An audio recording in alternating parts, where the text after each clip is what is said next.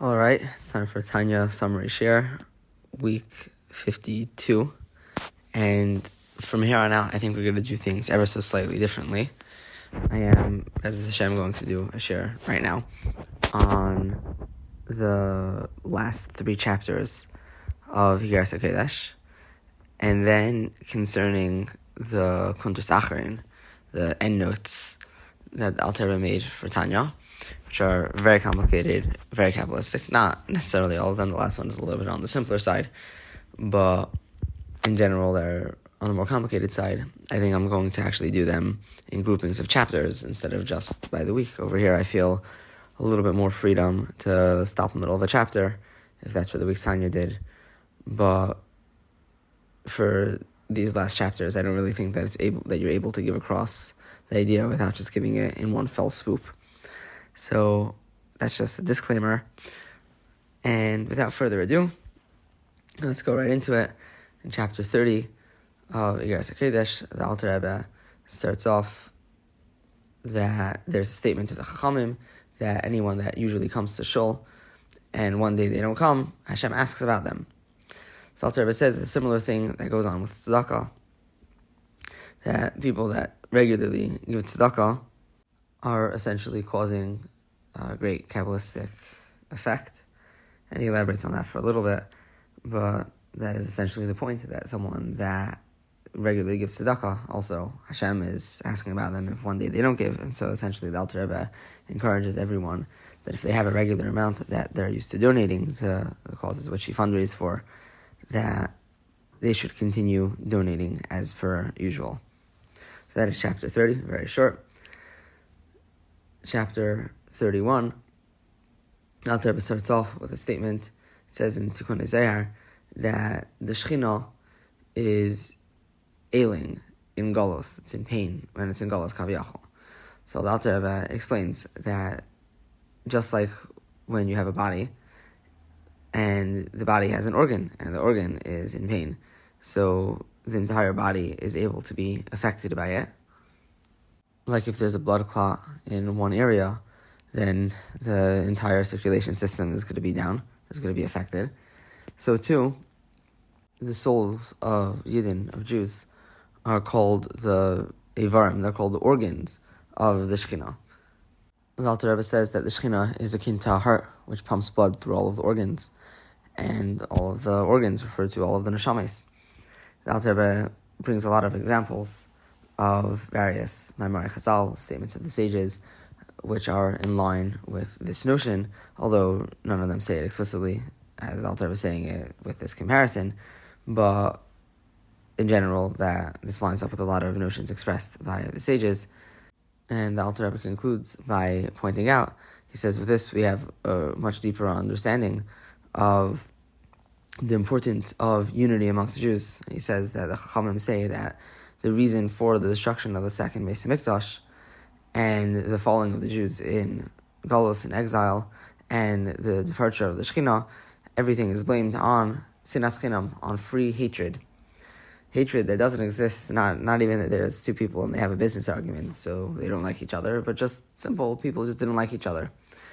Or not only they didn't like each other, but they hated each other. And the Alter Rebbe says when people have this division, when you didn't have this division, it's like organs that aren't working together. Chas v'shalom. They're fighting for nourishment. They're fighting for health, and it's really a horrible thing if in the body you have two conflicting things. The example that comes to mind is when the immune system attacks the body itself. Ultimately, it's really one of the most dangerous things that can be. And the Alter Rebbe says this is why the notion of galus exists, because organs are chas v'shalom fighting each other. So essentially, the Alter Rebbe is calling for unity because we're all organs in the same body. So that is chapter 31, also a relatively short chapter. Chapter 32, letter 32. The Alter Rebbe gives a bracha for those that give tzedakah. Then he says, the pasuk says, that their righteousness prevails forever. The Alter Rebbe makes a note that the term emedes implies that it's a lashon of nekeva, which implies being a recipient. And the Alter Rebbe said it's because we need to be recipients for Hashem. And how are we recipients for Hashem? The Alter Rebbe says when we give tzedakah, we are recipients for Hashem.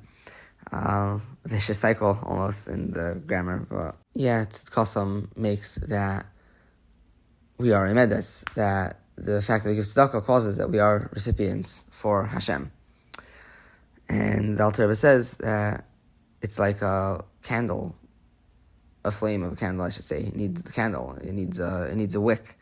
And so too, the body is a vessel for the light of Hashem.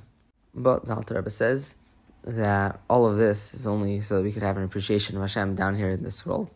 And the Alter Rebbe says this is when we make ourselves a vessel for the inspiration of Hashem, that we act as Hashem's agents in that sense, that we bring about the goodness that He wants in this world. The Alter Rebbe says there's actually another pasuk also, which says tzedek lefanav yahalech, that righteousness goes before Him.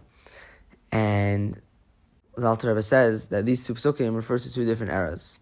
It's the custom about this the righteousness standing forever, saying standing, it's here right now. And that's what we can appreciate right now when Hashem inspires that we should do goodness in the world, something that's necessary for the world right now. It causes that we are a receptacle for Hashem in this world, to express Hashem in this world. Then the Alter Rebbe says, tzedek lefanav yahalech, that righteousness goes before Him, that this refers to in the days of Mashiach, and it refers to when a person isn't making themselves a receptacle for Hashem per se, but rather they're using their own inspiration to give tzedakah. The Alter Rebbe says when a person uses their own inspiration to give tzedakah, it arises from within themselves, not from any external influence of Hashem, but it's their own inspiration. The Alter Rebbe says this draws down a divine revelation for the times of Mashiach, something that we can't even appreciate now. And the Alter Rebbe says that's the language of the pasuk. It says lefanav yahalech, which literally means goes before Him, but you could read or appreciate the word lefanav literally means to His face. That's why it's in front of a person, it's to their face. So lefanav yahalech goes before Him, but the Alter Rebbe says it's lefanav yahalech, that it draws a revelation of the inner aspect of Hashem, something which goes much higher than Atzilus, it's higher than all of the worlds. And ultimately we get to appreciate this with the coming of Mashiach. May come speedily in our days. So I guess Hadar Nalach to Yiras HaKodesh. Bez Hashem, we still have the Kuntus Sacharin, the end notes to do, and Bez Hashem will do that as I laid out before. Shkayach.